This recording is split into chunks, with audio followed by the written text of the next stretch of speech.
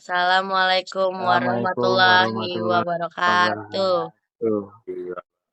Kami dari kelompok 5 akan mempresentasikan tugas bahasa Indonesia dengan judul kutipan, catatan kaki, dan ragam ilmiah. Perkenalkan, nama saya Efrat Kasatama Muzaki dengan NIM 43124010280. Perkenalkan, nama saya Rina Raudatul Janah, NIM saya 43124010295. Perkenalkan, nama saya Reza Raksanzia dengan NIM saya 431240104000. Kutipan adalah pengambilan atau pengulangan pertanyaan, kalimat, atau gagasan dari sumber lain yang digunakan untuk memperkuat, mendukung, atau memperjelas argumen dalam suatu tulisan. Kutipan berfungsi untuk memberikan bukti ilmiah, memberikan penghargaan kepada pemilik ide asli, serta mencegah plagiarisme. Tujuan kutipan adalah untuk memberikan dukungan atau bukti terhadap suatu argumen atau ide dengan mengacu pada sumber lain yang dapat dipercaya. Kutipan juga dapat digunakan untuk memberikan penghargaan kepada penulis asli, mencegah plagiarisme, dan membantu pembaca menemukan informasi lebih lanjut tentang topik yang dibahas. Jenis-jenis kutipan. 1. Kutipan langsung.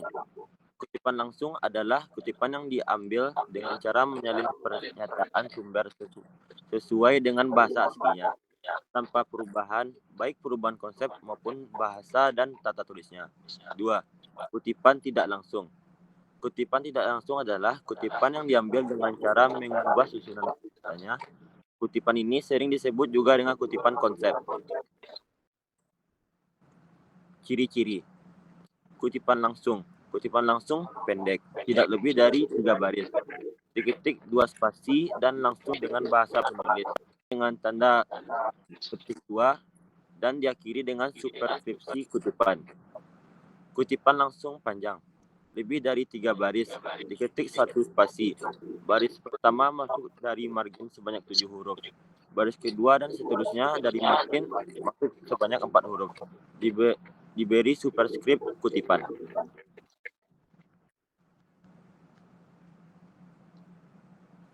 Nah, selanjutnya itu adalah catatan kaki.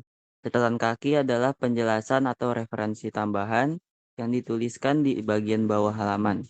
Biasanya catatan kaki digunakan untuk memberikan sumber informasi, menjelaskan istilah, atau menambahkan konteks yang tidak dimasukkan dalam teks utama.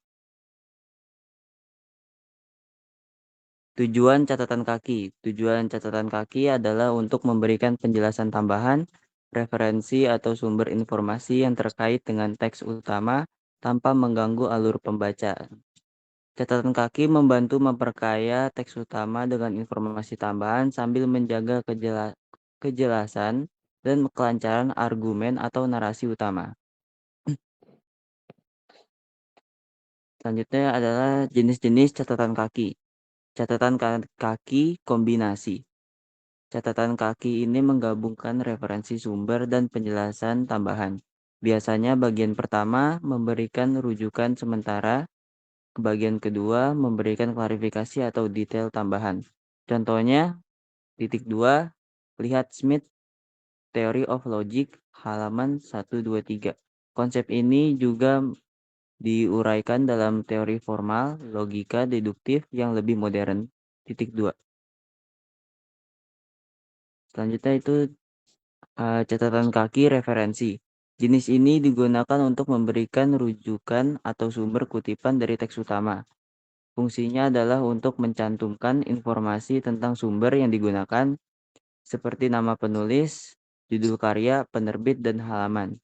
Contohnya, kutip 2, pendapat ini dikemukakan oleh Smith dalam bukunya Theory of Logic halaman 123, kutip 2. Selanjutnya, catatan kaki eksplanasi. Catatan kaki ini digunakan untuk memberikan penjelasan tambahan yang lebih mendalam atau klarifikasi mengenai informasi di teks utama yang mungkin memerlukan elaborasi lebih lanjut. Contohnya, ini kutip 2, ini adalah konsep dasar dalam teori ekonomi ke kenerisian yang berhubungan dengan tingkat pengeluaran pemerintah. Kutip 2. Nah, yang selanjutnya catatan kaki pengarah digunakan untuk mengarahkan pembaca ke bagian lain dari teks atau dokumen yang sama atau ke karya lain yang relevan. Contohnya, kutip 2, lihat catatan kaki nomor 15 untuk diskusi lebih lanjut mengenai hal ini dan tutup kutip 2. Selanjutnya itu adalah ciri-cirinya.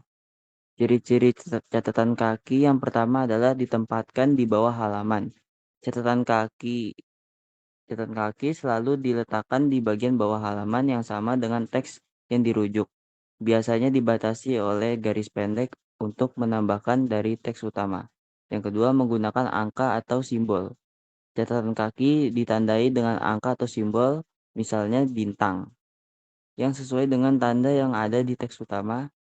Penomoran biasanya dilakukan secara berurutan di sepanjang dokumen atau per bab. Dan yang ketiga, mengutip sumber secara langsung.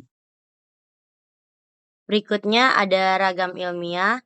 Ragam ilmiah, tata tulis ragam ilmiah adalah gaya penulisan yang digunakan dalam karya ilmiah seperti jurnal, laporan, penelitian, makalah, tesis, atau disertai. Jenis-jenis ragam ilmiah. 1. Artikel ilmiah, tulisan yang memaparkan hasil penelitian biasanya diterbitkan di jurnal akademik.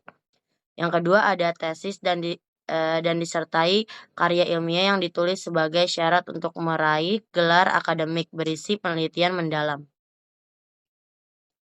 Adapun jenis-jenis ragam ilmiah yang ketiga, makalah seminar. Presentasi topik tertentu disampaikan dalam forum akademik. Yang keempat ada laporan penelitian, dokumen menjelaskan proses dan hasil penelitian secara terinci.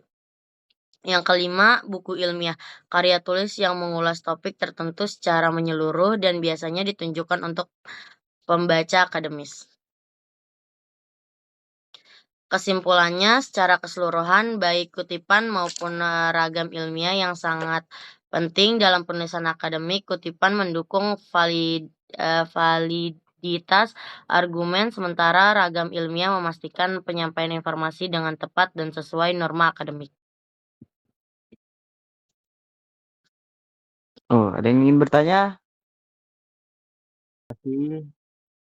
Kami dari presentasi dari kelompok 5 mengucapkan terima kasih dan Assalamualaikum warahmatullahi wabarakatuh.